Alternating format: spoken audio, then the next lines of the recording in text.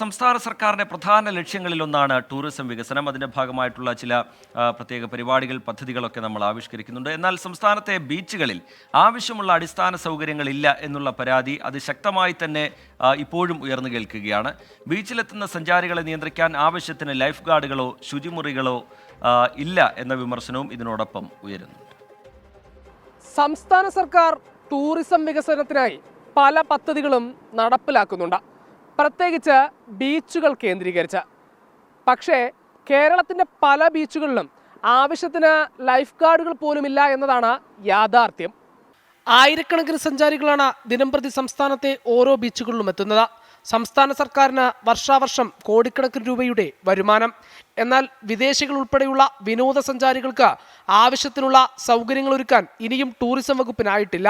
വൃത്തിയുള്ള ശുചിമുറികളില്ലാത്തതും ആവശ്യത്തിന് ലൈഫ് ഗാർഡുകളില്ലാത്തതും ജീവൻ രക്ഷാ ഉപകരണങ്ങൾ നൽകാത്തതും അവയിൽ ചിലത് മാത്രം.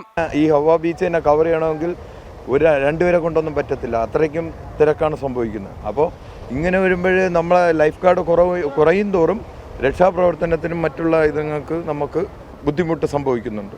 എല്ലാ ബീച്ചിലും എന്ന് പറഞ്ഞാൽ ഈ 3 ബീച്ചിലും ബുദ്ധിമുട്ട് സംഭവിക്കുന്നത് അങ്ങനെയാണ്. ബീച്ചുകളെ കേന്ദ്രീകരിച്ച് ഡെസ്റ്റിനേഷൻ വെഡ്ഡിംഗ് സെന്റർ പോലുള്ള ആധുനിക പദ്ധതികൾക്ക് തുടക്കമിടുമ്പോഴും അടിസ്ഥാന സൗകര്യങ്ങൾക്ക് യാതൊരു മാറ്റവുമില്ല. തലസ്ഥാനത്തെ പല ബീച്ചുകളിലായി വേണ്ടതിൻ്റെ പകുതി മാത്രം ലൈഫ് ഗാർഡുകളാണ് നിലവിലുള്ളത്. തലസ്ഥാനത്തെ പ്രധാന ബീച്ചായ കോവളത്തെ 3 ബീച്ചുകളിലുമായി നിലവിൽ 11 ലൈഫ് ഗാർഡുകളുടെ സേവനമാണുള്ളത്. അതും രാത്രി 7 മണി വരെ. ഇതിനുശേഷം സുരക്ഷയ്ക്കായി പോലീസുകാരെ നിയമിച്ചിട്ടുണ്ടെങ്കിലും കാര്യക്ഷമമല്ല. മാത്രവുമല്ല, അത്യാഹിതങ്ങൾ ഉണ്ടാകുമ്പോൾ രക്ഷിക്കാൻ ആവശ്യത്തിന് ഉപകരണങ്ങളുമില്ല.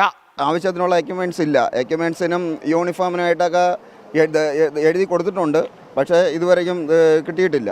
ലൈഫ് ഗാർഡിന് ഉടനെ എടുക്കും എന്നതാണ് പറയുന്നത്. ഇത് പറഞ്ഞിട്ട് തന്നെ മാസങ്ങളായി അപേക്ഷ വിളിച്ച് വച്ചിരിക്കുകയാണ്. ഇതുവരെയും പുതിയ ലൈഫ് ഗാർഡിനെ എടുക്കുന്നില്ല. വിദേശ വിനോദസഞ്ചാരികളടക്കം പലതവണ പരാതി ഉയർത്തിയിട്ടും പരിഹാരമുണ്ടായില്ല. അവധിക്കാലം തുടങ്ങുന്നതോടെ കൂടുതൽ ആശങ്കയിലാണ് സഞ്ചാരികൾ. ടൂറിസം കേരളത്തിൻ്റെ മുഖമുദ്രയാണ്, വരുമാന മാർഗമാണ്. അതിൽ തന്നെ ബീച്ചുകൾ വിനോദസഞ്ചാരികളുടെ ഇഷ്ട ഇടങ്ങളാണ്. പൊതു അവധി ദിവസങ്ങളിലടക്കം നിയന്ത്രിക്കാനാകാത്ത തിരക്കുമുണ്ടാകാറുണ്ട്. അങ്ങനെയൊക്കെ ആണെങ്കിലും പല ബീച്ചുകളിലും ആവശ്യത്തിന് അടിസ്ഥാന സൗകര്യങ്ങൾ പോലുമില്ല എന്നതാണ് യാഥാർത്ഥ്യം. തിരുവനന്തപുരത്ത് നിന്ന് നന്ദകിഷോറിനും രാഹുലിനുമൊപ്പം ഹരികൃഷ്ണൻ, 24. പൊതുജനം കഴുതയല്ല സാർ. ലോകത്തെവിടെയായാലും ഏത് സമയത്തും 24 വാർത്തകളും ഓഗ്മെന്റഡ് റിയാലിറ്റി പാക്കേജുകളും എക്സ്പ്ലെയിനറുകളും വിശദമായി കാണാൻ ഞങ്ങളുടെ യൂട്യൂബ് ചാനൽ നിങ്ങൾക്ക് സബ്സ്ക്രൈബ് ചെയ്യാം.